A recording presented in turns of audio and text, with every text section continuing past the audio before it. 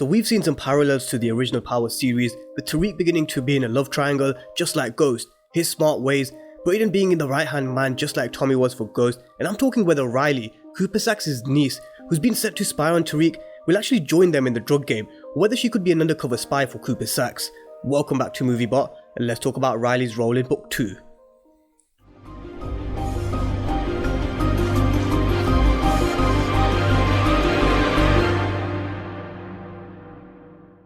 So this week we've spoken about two storylines involving Drew and the Tejadas, and yesterday we spoke about Tariq's love triangle. So if you missed those videos, I'll leave the link to them down below in the description and in the comment section, so make sure you check those videos out as well. But we saw another key storyline that looks like it could develop in a number of ways, and it involves Riley, and for those who may have forgot, she's Cooper Sax's niece. But before I talk about Riley, if you're new to the channel, welcome to MovieBot, and remember to smash the subscribe button. But with that being said, let's talk about Riley. And before we talk about Riley, if we say Cooper Sax and looked up shady shit in the dictionary, we'd definitely find Cooper Sax's picture in there just like this.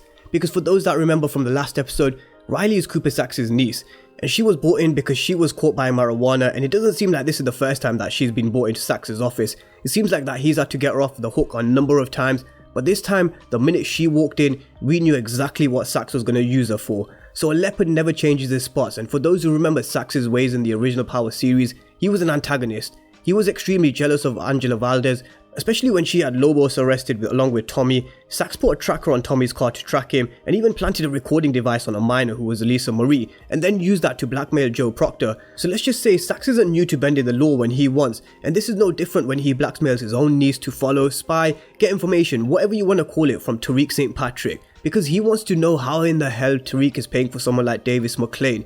And a quick one on Davis McLean, because for those of you who may have missed it or were sidetracked because Davis McLean and Paula were getting it on in the last episode, Davis McLean says he never misses, and they have an undefeated record. Davis McLean doesn't do losing, and as a team, McLean will do anything to keep his undefeated record. And will he keep his undefeated record?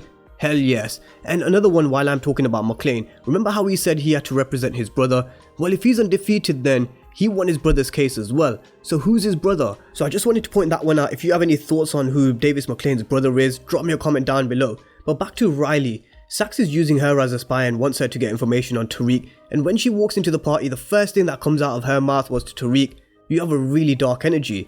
I mean, who says that to someone? They've just met, and Tariq just looked at her disgusted. I reckon he knew the moment she walked in that she's no good. I don't think he knows that she's Cooper Sax's niece, but he definitely knows that she's no good, and that's why he just walks off. And on top of that, she's all over Brayden within seconds.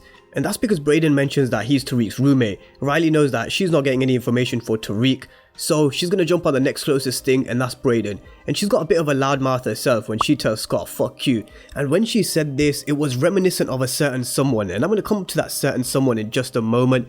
But will she actually be a spy for Sax? Because we saw her taking a sneaky selfie here, and she wasn't taking a selfie, she was taking a snap of Tariq, which she later sent to Sax. But just look how Tariq is looking straight at the camera. He knows what Riley's there for. He's not stupid. He figured out that Drew was there to keep an eye on him when he turned up. He'll know that Diana is there for information when she turns up to the party in the next episode, and he'll know that Riley's there to spy on him from someone as well. I just don't think he'll know that it's Cooper Sax who's the one that sent Riley. And I'm sure this isn't the last time that we've seen Riley, but even if she is there to spy on Tariq, will Tariq use his smart ways and thinking and use her to expand his business? Because she seems like the person where if you flash a bit of cash her way, she'll fall in line. But can she be trusted? Hell no. Tariq won't trust anyone. He's not stupid enough to trust a complete stranger, so I'm sure he'll be scoping her just like he did at the party. He basically left her with Brayden and didn't even give Brayden the heads up that Riley's bad news, because I think in his mind, he's probably making a plan for her already. And I touched on it earlier in the video that Riley is reminiscent of a certain someone, and that someone certain is Holly Weaver,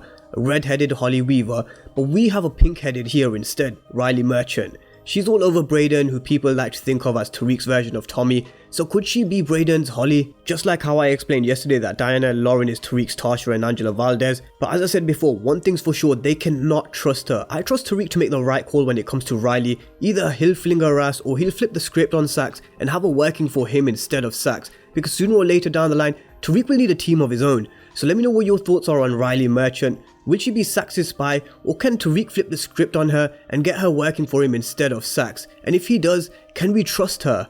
Let me know your thoughts down below, and if you haven't done so already, remember to smash the subscribe button. Thank you guys for watching, and I'll see you in the next one.